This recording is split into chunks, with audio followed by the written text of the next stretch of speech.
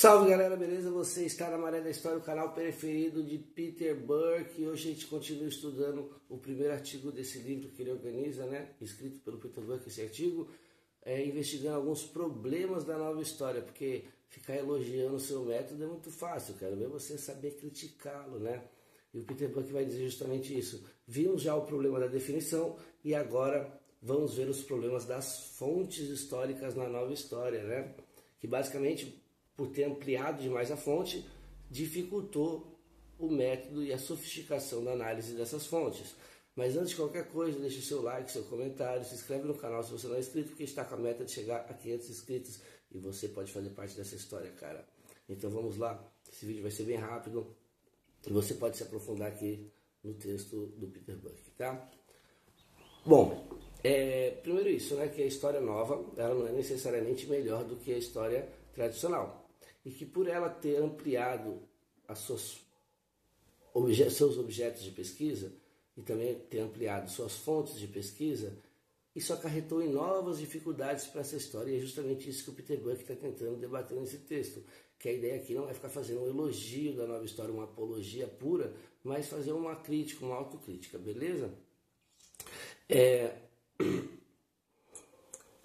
Ele vai dizer, né, que a história tradicional tem as fontes escritas como base das suas pesquisas, né, e que isso acarreta numa série de limitações dentro da pesquisa histórica. Todavia, essa história mais tradicional e até mesmo os eruditos ali do século XVIII, eles desenvolveram métodos muito sofisticados para analisar as fontes das quais eles se propunham a analisar.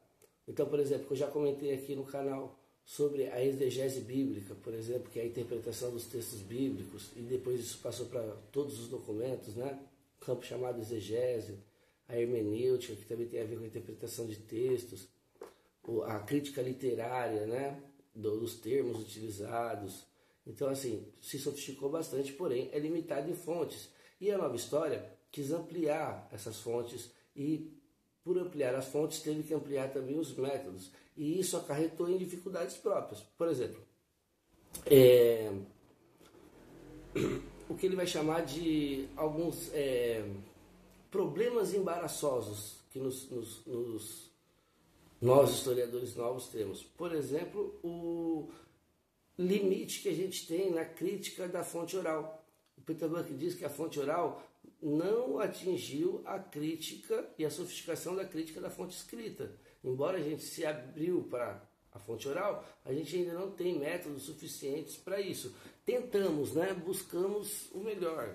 Por exemplo, cada vez mais serão produzidos livros como a história oral e muitas outras pesquisas nesse campo, mas ainda temos que confessar que há limites. Outro limite é o da iconografia, isto é, do estudo de imagens, e não só de imagens como estátuas e pinturas, mas cartazes mesmo do mundo contemporâneo, comparar um cartaz soviético de propaganda com um cartaz estadunidense, e contudo é um problema de colocar essas gravuras ou fotografias que seja como formas de evidências inquestionáveis. Assim como os historiadores mais tradicionais colocavam as fontes como evidências sem uma crítica profunda dessa fonte em alguns casos, claro, há na iconografia uma tendência da história nova de também aceitar com muita facilidade e também não desenvolver um método de crítica adequado para essa fonte. Outro é a própria história material, né, que dialoga com a arqueologia. E é um problema, um exemplo aqui, que não está na nova história, mas que a gente pode cometer isso, é a arqueologia bíblica, né, é confirmar as evidências literárias por meio de fontes materiais, partindo já da tese. Então eu já tenho uma tese, eu acredito que aquele texto é verdade, por exemplo, arqueologia bíblica, que é uma crítica que eu tenho. Eu já parto que aquele texto é verdadeiro e eu só preciso encontrar evidências para ele. Então é um problema quando a gente parte da tese e não da pergunta. E aí a gente só estuda para confirmar a tese que a priori a gente já tinha. Isso é um problema que pode acarretar nós, novos historiadores. E temos que tomar muito cuidado com isso. Outro exemplo que o Peter Burke deixa é o método quantitativo.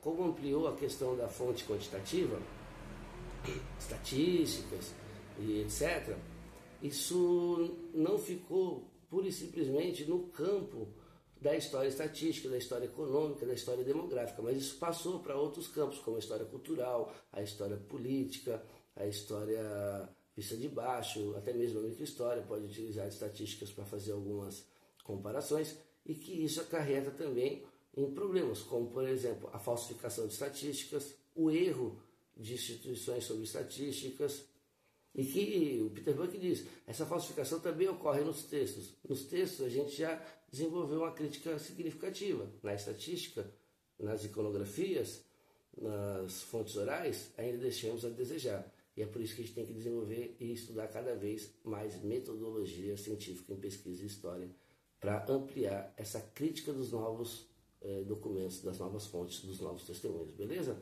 É isso, galera, tamo junto, senta o dedo no like aí e ajuda a divulgar esse vídeo pro mundo.